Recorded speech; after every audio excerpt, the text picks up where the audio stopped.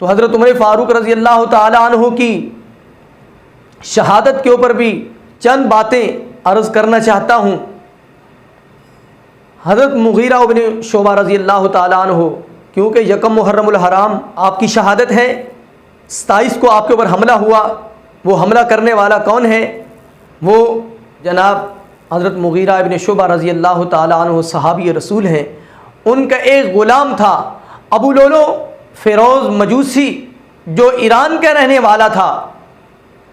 اس نے آ کر حضرت عمر فاروق رضی اللہ تعالیٰ عنہ کے پاس شکایت کی۔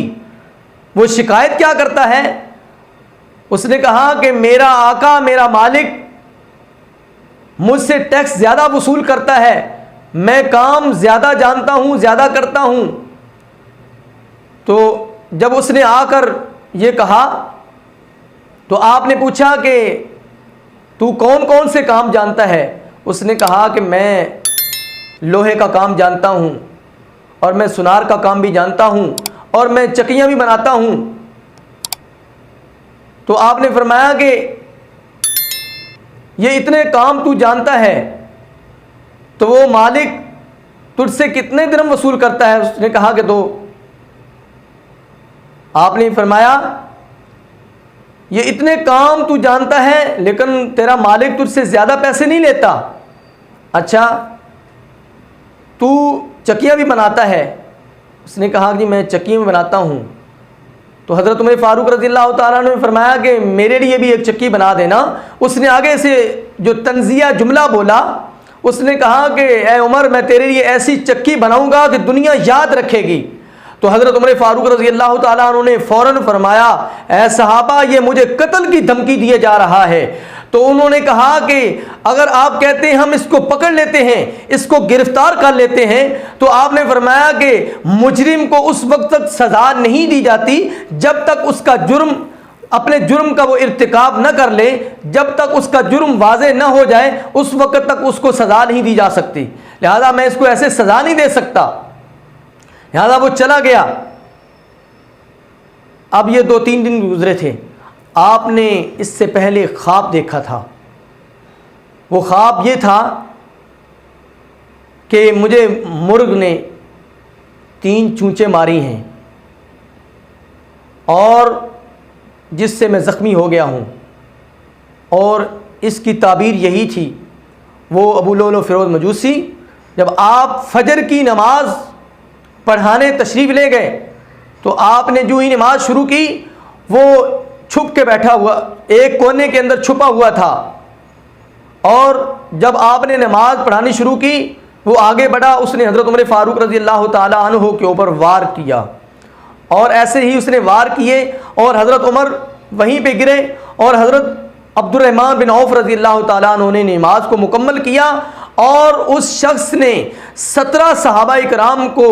زخمی کیا نکلتے نکلتے، اور جب وہ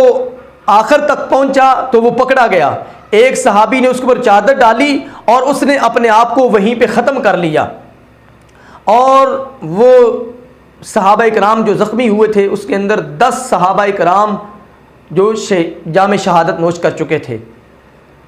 اور یہ ہے سیدنا حضرت عمر فاروق رضی اللہ تعالی عنہ کو شہید کرنے والا شخص۔ جب آپ کو گھر لے جایا گیا، نماز بھی مکمل ہوئی، اور جب ہوش آیا تو آپ نے پوچھا میری نماز؟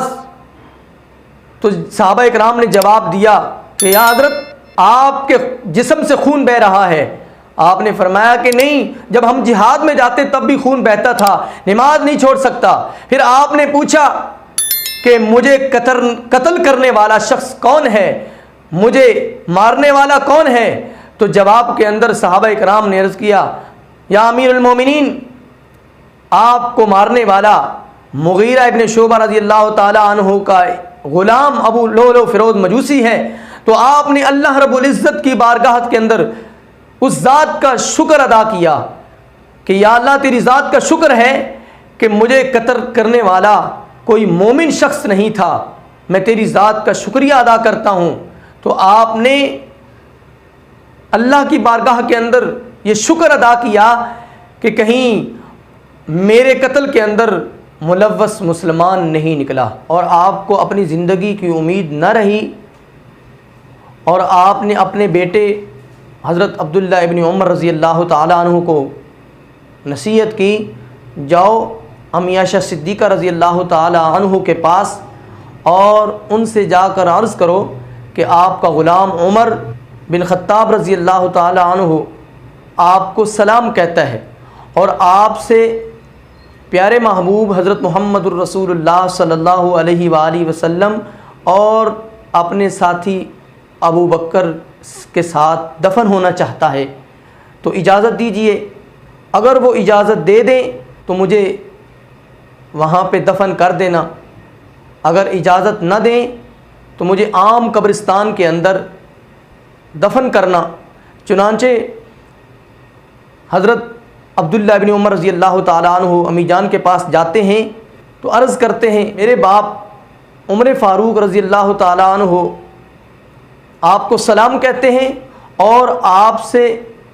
روضہ مبارک کے اندر دفن ہونے کی درخواست کرتے ہیں۔ تو آپ نے فرمایا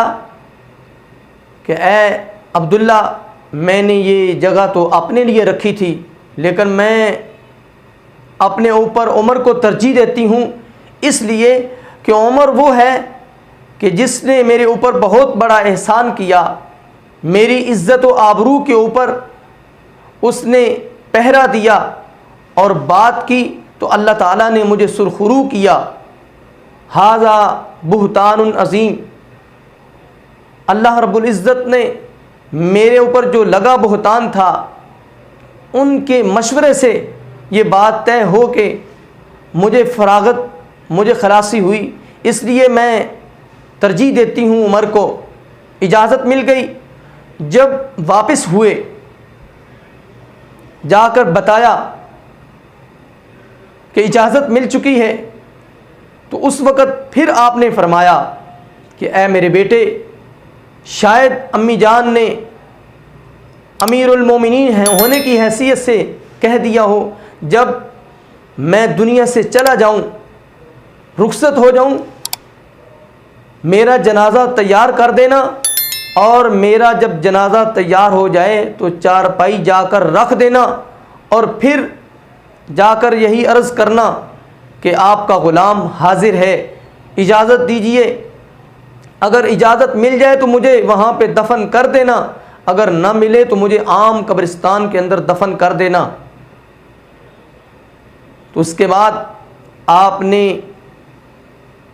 اپنے جانے کے بعد خلفاء کے لیے پریشان تھے کہ میرے بعد کون سا خلیفہ مقرر ہو، تو آپ نے 5 آدمیوں کے نام ذکر کیے۔ آپ نے فرمایا کہ عثمان، علی، زبیر اور حضرت عبد الرحمن بن عوف، سعد بن ابی وقاص رضی اللہ تعالی عنہم، ان حضرات میں سے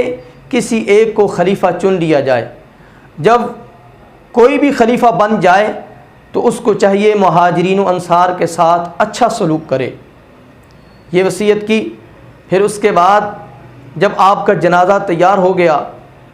تو حضرت علی رضی اللہ تعالیٰ عنہ تشریف لائے، اور آپ نے فرمایا کہ اے ابو بکر، اے عمر، اللہ آپ پر رحم فرمائے، مجھے یہ امید تھی، اللہ کی قسم مجھے یہ امید تھی کہ آپ اپنے ساتھیوں کے ساتھ ہی دفن ہوں گے، اس لیے سرکار دو عالم صلی اللہ علیہ وآلہ وسلم نے بارہا یہ فرمایا، میں گیا، ابو بکر و عمر گئے، میں داخل ہوا،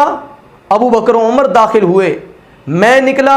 ابو بکر و عمر نکلے۔ اس فرمان سے یہ بات واضح ہوتی ہے کہ مجھے یہ یقین تھا کہ آپ اپنے ساتھیوں کے ساتھ ہی دفن ہوں گے، لہٰذا آپ کا جنازہ تیار ہوا، اور نماز جنازہ جناب سیدنا حضرت صہیب رضی اللہ تعالی عنہ نے پڑھائی، اور آپ کو قبر کے اندر اتارنے والی شخصیات جناب سیدنا حضرت علی رضی اللہ تعالی عنہ، حضرت عثمان غنی رضی اللہ تعالی عنہ، حضرت عبد الرحمن بن عوف رضی اللہ تعالی عنہ، اور حضرت سعد بن ابی وقاص رضی اللہ تعالی عنہ ہیں، جنہوں نے آپ کو قبر کے اندر اتارا، اور اس طرح آپ کو دنیا کے اندر اپنے ساتھیوں کے ساتھ رہنے کا شرف حاصل ہوا، اور ایسے ہی آپ کو دنیا سے جانے کے بعد اپنے ساتھیوں کے ساتھ رہنے کا، دفن ہونے کا شرف حاصل ہوا۔ تو اللہ تبارک و تعالی جل شانہ کی دربار کے اندر دعا ہے، اللہ تعالی ہم سب کو سیدنا حضرت عمر فاروق رضی اللہ تعالیٰ عنہ کی شان کو سمجھنے کی اور اس پر عمل پیرا ہونے کی توفیق نصیب فرمائے۔ جی ناظرین، آج کے اس پروگرام میں نے جناب سیدنا حضرت عمر فاروق رضی اللہ تعالیٰ عنہ کی شہادت کو بیان کیا، اور اسی کے ساتھ اجازت دیجیے اپنے میزبان قاری سراج احمد کو دیکھتے رہیے فائق نیوز۔ اللہ حافظ۔